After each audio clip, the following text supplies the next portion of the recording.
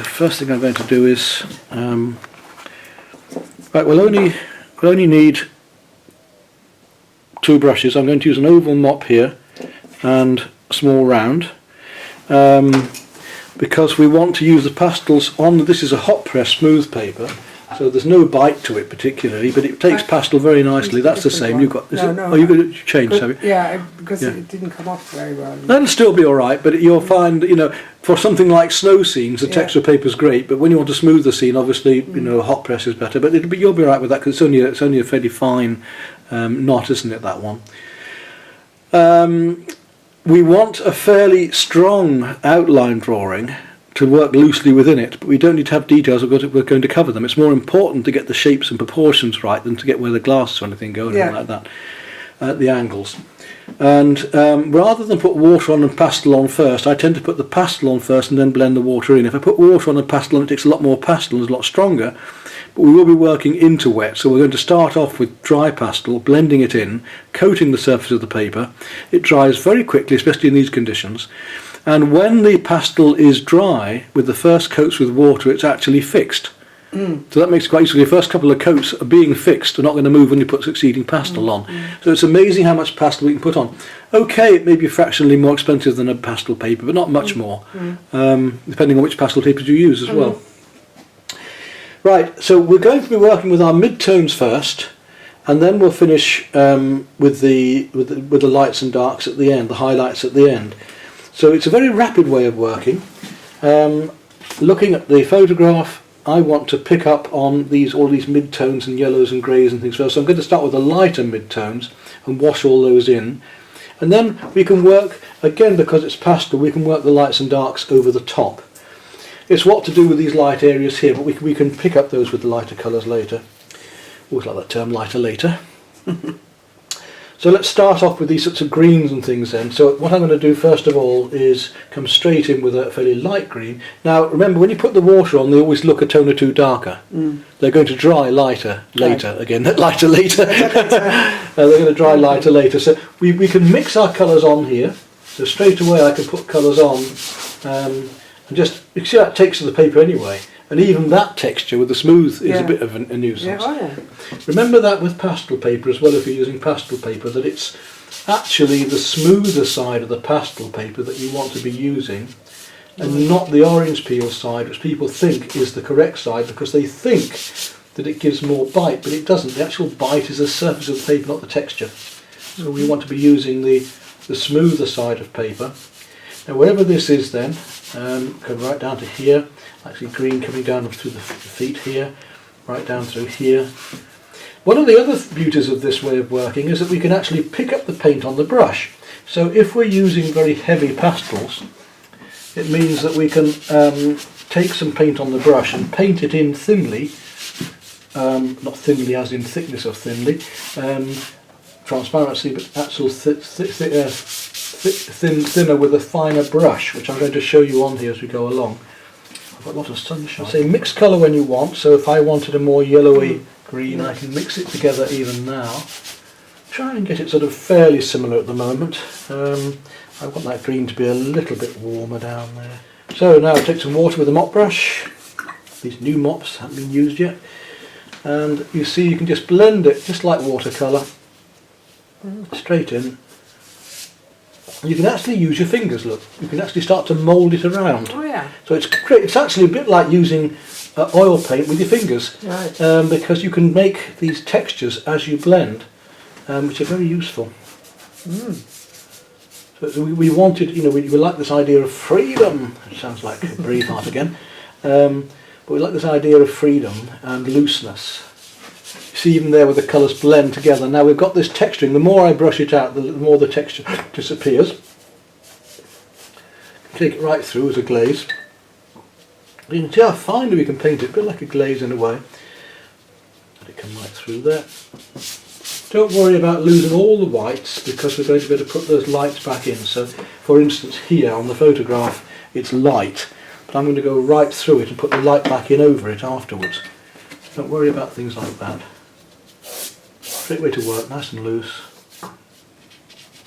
Do you need a lot of water on your brush? Or? Fair amount, you'll find, because it soaks in pretty quickly. Yeah, it does, but, you know, you'll get a bit too dry brushy if you're not careful otherwise. Okay. Colour over whenever we like, and you can use your fingers into it, look, you see, just to blend in and have fun with that. We can darken it whenever we like, add more colour. You can treat it just like pastel now, or we can use our fingers on it. Mix them as you like. I can mix them across now, look, it's drying out. I can mix my colour across there.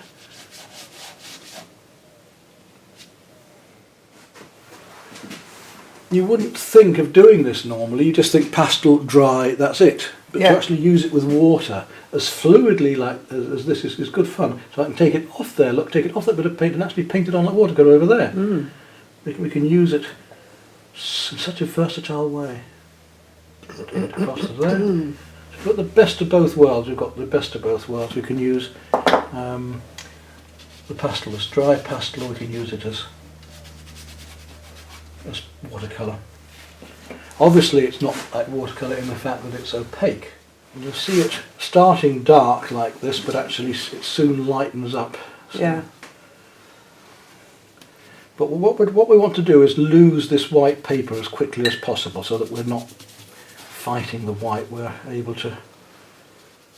Now you can use this in the same way with acrylic inks. We could use the acrylic inks as a wash to start with, and then we could come back and put pastels over the top and use water in the same way. You can see, I can see my drawing through there, so even though it's an opaque medium, we're able to still see the drawing through.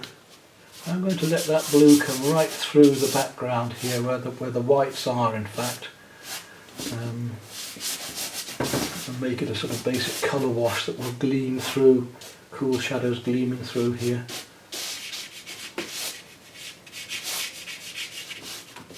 And we can use some of this texturing. Now we've got a lot of texturing on the path here, you can see there, so I can use that texturing of the paper and leave it if I want to.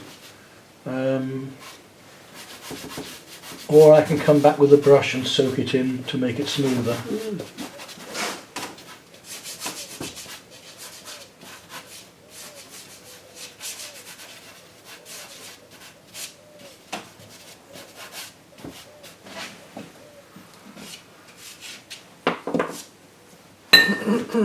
So let's use it as a wash. Again, we can come back with our lighter colours over the top of this. I haven't got to worry if we lose things at the minute. Just want to get the effect of reflections in the window and stuff there at the moment.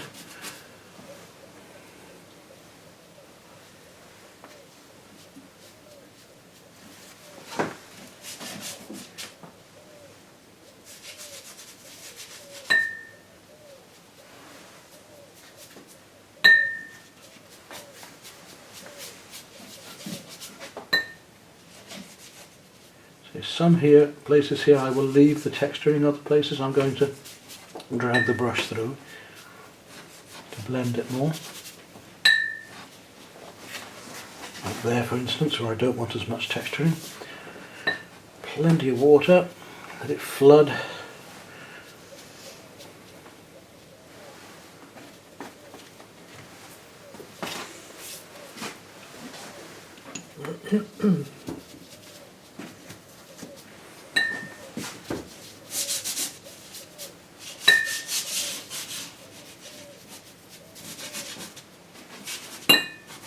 Looks very abstract, but that's what we're dealing with at the moment. We've been saying this about the fact that even figurative painting is built of abstract shapes.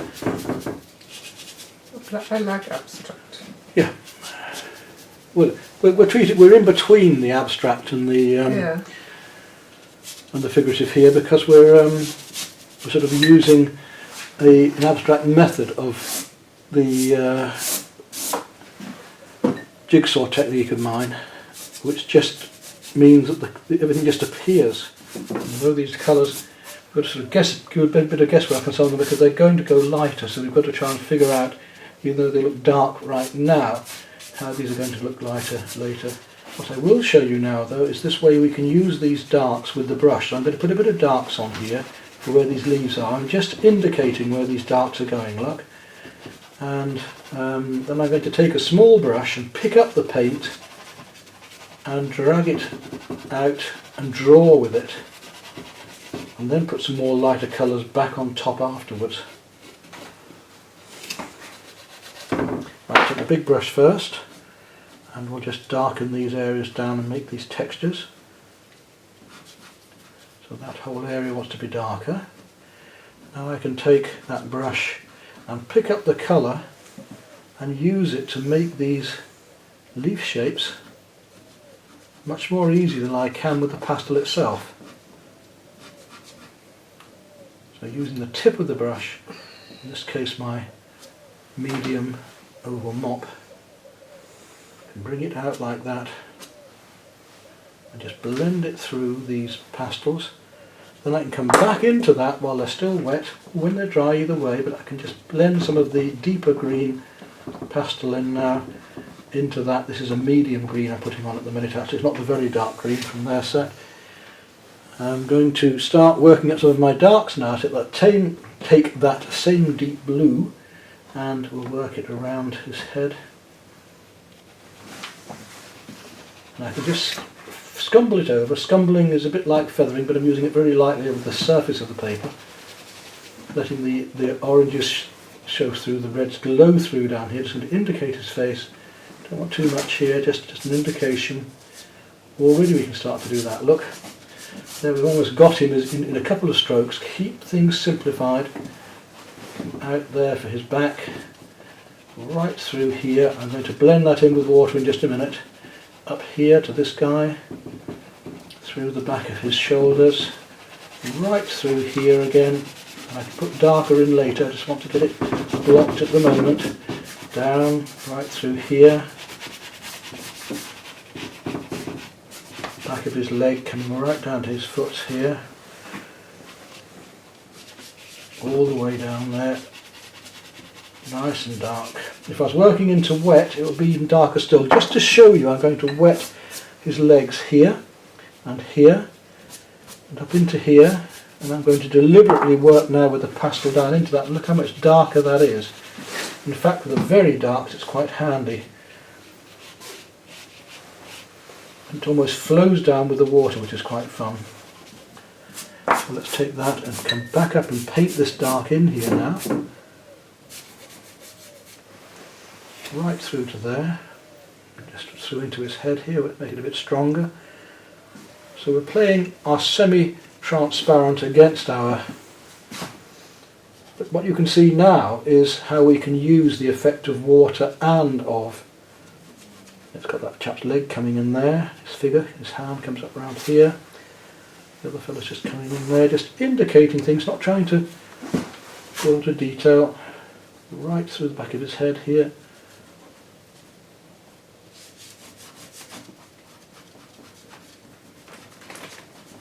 Now I'm going to take that dark again, come back into here, while it's still wet, go much darker, just letting some of the paper show through so we get these lovely marks, drawing marks that I wanted. A little bit wetter down at his foot here.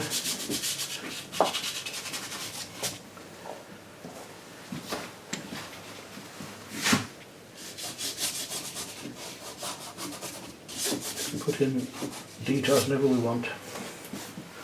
Start to find some of the texturing down here. And see how this has lightened up here now where the deep blue's gone on, where the paint's dried out now. It was very dark there earlier, but it's lightened up considerably, so I may even have to come back into here and use some even darker colours a bit later. Though it's a very deep blue, it isn't as dark as we could have gone with these colours, or they could have made them.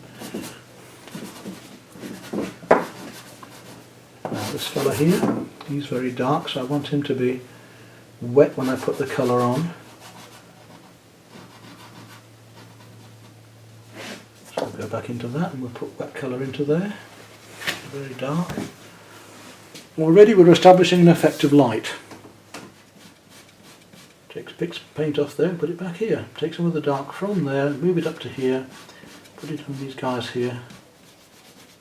Just almost painting with it. It feels like a brush almost when you're coming across the water like that. It's lovely. So you can get these lovely soft effects, a bit like watercolour dropping wet into wet. You have to be careful not to muddy the colours here. You're going to put colour over anyway, so it doesn't really matter. Right. You know, because that's going to be a light area later. I've used it quite thinly there, but you're able to keep going back and use the water whenever you want to darken things or make shadows. Bring the tones down slightly, perhaps.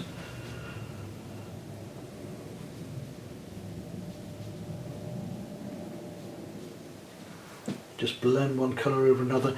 It's a bit deceptive at the moment because it's hard for us to see wood for trees with the pastel going darker when we make it wet. I've got a shadow down here in this area, so I want to go a bit darker by my blending yet here. This is going to dry lighter again. It just seems very dark at the moment as I blend it, but it will go lighter, he says, praying. And you can see we've got a nice effect of light already. What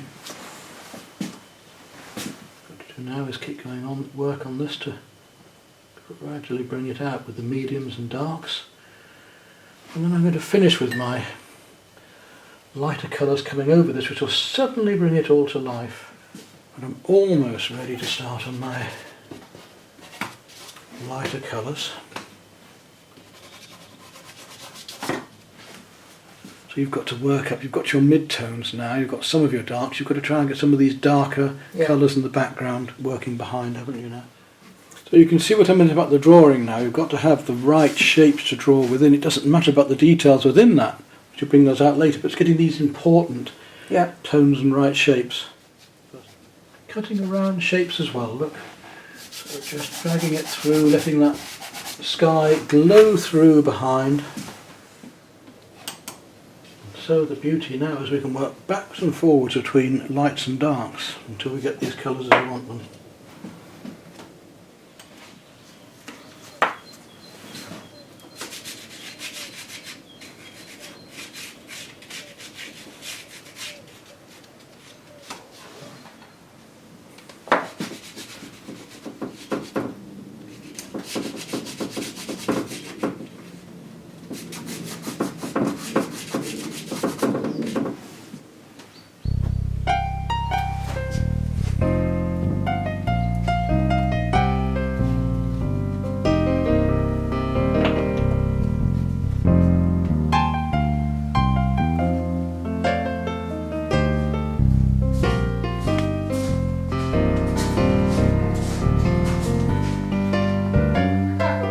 Right, it's always nicer to see something mounted. Let's just try two mounts on that. We'll start with a grey mount on the darker colours to bring the light colours out, which is quite nice.